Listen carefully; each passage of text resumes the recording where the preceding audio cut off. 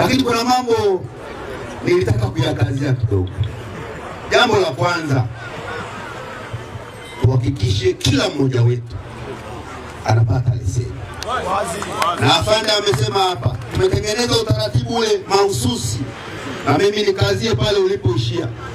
Kama tuliweza kuzungumza na watu wa VETA kwamba vijana wetu hawa wapate mafunzo ya muda mfupi kwa shilingi 50,000, bado na waahidi kama mkuu wenu wa wilaya, mkuu wa serikali, tuna uwezo wa kuzungumza nao tutoke pale tulipo sasa 50,000, ikiwezekana tushuke mpaka shilingi 40,000.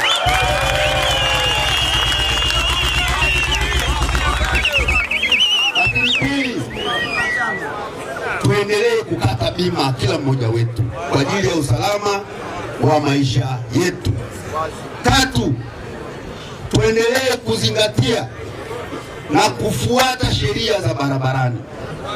Ni pamoja na kuangalia taa zetu zinazotuongoza, ni pamoja na kuangalia zebra, yale maeneo ambayo sheria inawaruhusu watu wapite kwa miguu, tuwaruhusu watu wapite kwa miguu. Ni pamoja na kutobeba watu wengi kwenye chombo kimoja cha usafiri. Kwa kufanya hivyo, itatusaidia kuendelea kupunguza ajali katika jiji letu la Mbeya, lakini katika wilaya yetu ya Mbeya. Nafahamu leo, kwa mujibu wa taarifa niliyoipata kutoka kwa viongozi wenu, mnaweza kutangaza rasmi tarehe ya kufanya uchaguzi.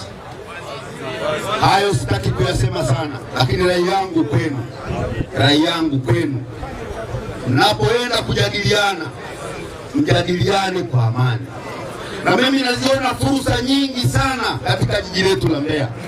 Wapo vijana wenzangu ambao sasa wanakopa pikipiki kwa mkataba wanalipa zaidi ya milioni 5. Jiji letu la Mbeya tumeendelea kutoa mikopo, na mwaka huu wa fedha tumetenga zaidi ya shilingi bilioni 3. Mikopo ile ya 10%. Nilikuwa nafanya hesabu na afisa tawala pale, kwamba ukifanya hesabu ya haraka, pikipiki hizi za milioni 2.5, pikipiki 100 ni milioni 250. Pale tumekopesha vijana fulani ambao wamejenga shule kule Iwambi zaidi ya shilingi milioni 750.